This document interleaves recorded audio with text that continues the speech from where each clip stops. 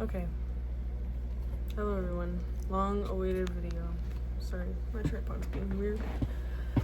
This video is for those who are concerned, who have questions, who, heard about my last couple posts, or know about my current situation. But most importantly, this video is for myself, to talk about things that I don't usually talk about, especially to my community, as you guys have known me for a very long time. Some of you guys have been around since the very start, and some of you are new here and are genuinely just curious, which is completely understandable.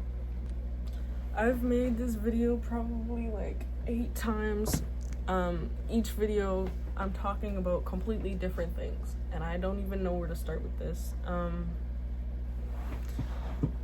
Mentally ill parents, just living with parents that haven't dealt or handled the trauma that they endured and just happen to pass on to their kids.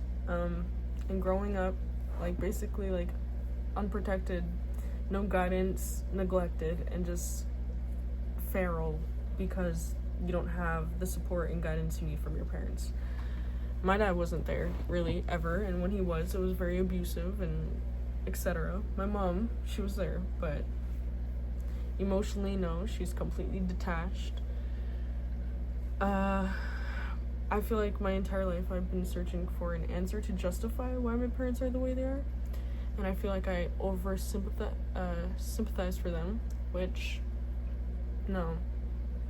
no, you shouldn't, because you shouldn't have to try and understand why they put you through the things that you went through or done the things that they had done.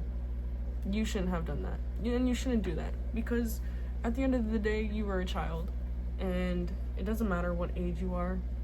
No parent should put a child through that, especially their kid. You should never have gone through anything like that. I'm speaking for myself, but for those who have had similar issues, because I know it's a very common thing to deal with the trauma of your parent, and we're the ones to break the intergenerational trauma, and it sucks because doing so you have to endure what your parents couldn't, but also what you feel like you can't. So it's very hard to try and handle all of that, especially at my age, and probably at the age you're at now. I know people that are 37 years old, my cousins, that still are dealing with that trauma. It doesn't go away. I'm sorry, I hate to say it, but it doesn't go away. That's acceptance. You have to accept that things and remember are going to be with you, but that doesn't mean that has to destruct your character. Take it as personal growth and turn it into something better, and just learn from those who hurt you. And that's what I'm trying to figure out, and that's what I'm trying to do. The way I was kicked out of the house is all over the place and super messy, and it's insane, and I don't want to start.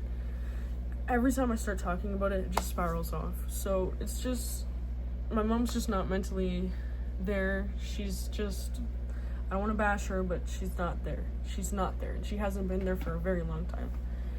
And it just happened to lead to the point where she removed me and my brother out of the house. Not in a good way either. She called the cops on us 6 times because we wanted to get our belongings, and it happened in the span of 3 days. I got kicked out because I bought a hotel for my brother and stayed at the hotel with him because he was underage and couldn't buy himself. And she felt completely backstabbed at I don't know, man. I'm still trying to figure it out. I don't understand her. I don't understand her logic.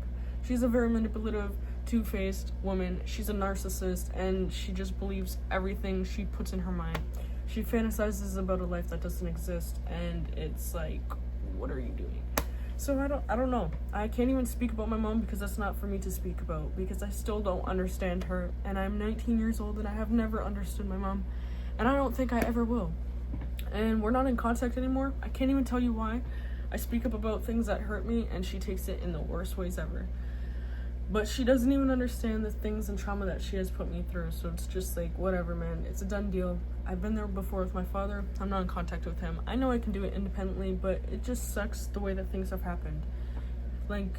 I'm not surprised, and I know it's not the unexpected. I expected something to happen, but not like this. I knew if I left my mother's house on my own, I wouldn't talk to her. She wouldn't be in my life, because even when I was there, she wasn't in my life, if you know what I mean.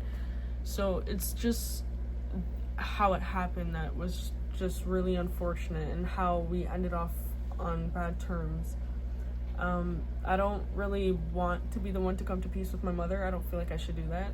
It's not selfish of me to want to do that, because if you guys knew everything, you would say the same thing. You would say I shouldn't go back to her. I shouldn't talk to her.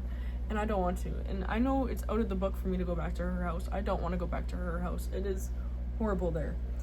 And it is not a place for me to grow. It's a place for me to be stuck. And unfortunately, she's stuck as well, and she doesn't want to help herself. So I can't be the one saving my mother as well as saving myself. It's not going to work. And I know a lot of you guys question about my brother. I'm not with him. He's been gone for a couple weeks now, so I've been on my own for a couple weeks. He moved in with his friend. The only one living at my mom's house is my older brother, but he's moving out. My mom has 7 kids. Literally half, like, all of them. We all have the trauma of the mother. We all do. We all get it. We all don't talk to my mom like that. It's nothing new, but you just see the repeated cycle, how it just goes on and on. Like, it's not us. At the end of the day, it's our mother. And she might watch this video. I don't know. She probably won't. She avoids a lot of things that I do. But she's on social media, and she tries to portray herself as someone she's not. And when I see things like that, it really hurts, because it's like, it just shows how unaware she is of how bad she hurt us, and she doesn't have that accountability, so it fucking sucks. It really fucking sucks. But I'm not trying to make a sob story for myself. I've just been through a lot in my entire life, and I'm just tired of it. I'm fucking tired of it. I had to grow up at the age of, like, 14 years old. I was on my, like, I literally moved out of my mom's house at 14 for 3 years because of how bad things were. But at the age of, like, 8, 10, like, I always felt older than I should have been. Than I was, sorry. Like, at the age of 10, I felt like I was, like, a 20-year-old because of, like, not even in that sense, but the way that my mind was. Like, I felt like I knew too much. Like, I was too aware. And I'm sure a lot of you guys have felt like that, too. Like, being at an age where you felt, like, ahead of your time because of not what you wanted, but because of what you endured. And that sucks. It really does suck.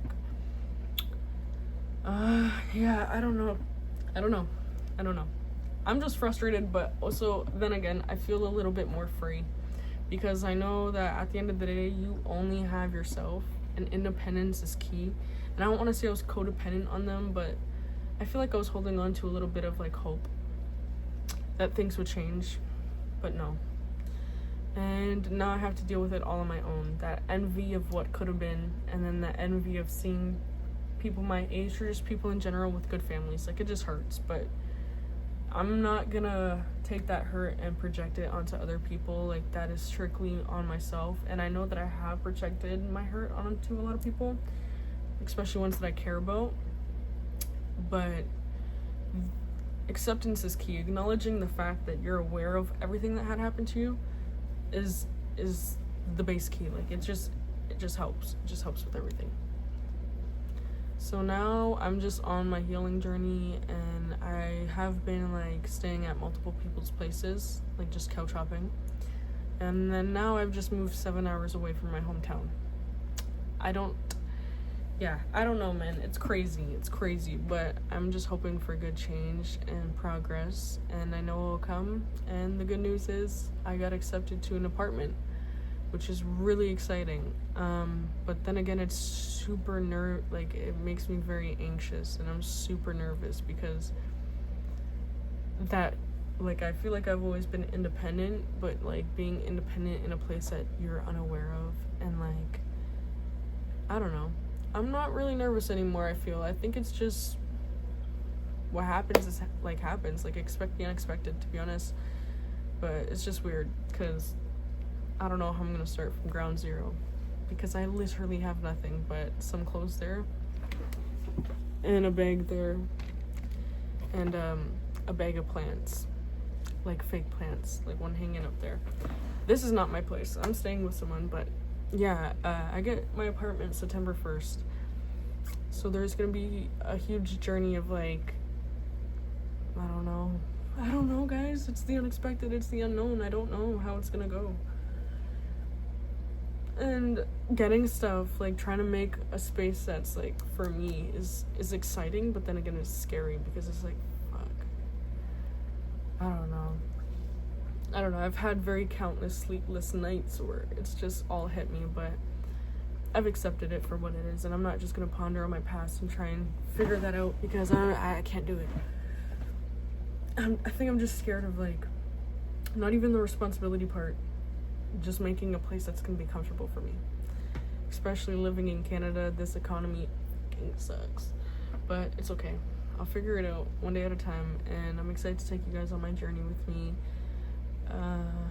Yeah, just at a new place, at my place. That's crazy to say, but it's also kind of refreshing to say, because it's my space, and whoever I don't want there, I don't have to have there. You know what I mean? It's a place for me, not anyone else. A new start. No traumas, no past, no memories, no anything. Just strictly for me, which is a good start. But I'm gonna be sleeping on a mattress for a little bit. I don't even have a mattress. I genuinely don't have anything. You guys don't even understand. I have a purse with my passport, with my health card, with my native status, and my bank card. And that's it. And then I have 3 bags of clothes. No, 1 bag of clothes. Yeah, 1 bag of clothes and... No, sorry, 2 bags of clothes and a bag of plants. I went to my mom's house to go get my furniture. Not my furniture, just some decoration, but that did not go well, so I didn't get much. Just my plants. I don't know. Basically, bottom line is, if you're dealing with traumas that you don't speak about, I promise you things will get better. And you'll heal from the things that you don't speak about. And I'm sorry if there was a lot of passion in this video. There's so much I could talk about, and there's probably so much more I will be talking about, especially when I get my own place, because I will be alone. I'm gonna have one of those floor talks. I'm literally gonna call it floor talks, but we'll see. Thank you for being here, and thank you for listening if you did. Yeah, I don't know. I'm kind of scared to start all over again. Not all over, but a new chapter, and to just be on my own with nothing. But I have myself, so that's something. And I have you guys. Thank you for your support. I love you guys, and I'll keep you updated, and hopefully things get good. I'm working my butt off to get furniture. Until then, I'll see you soon.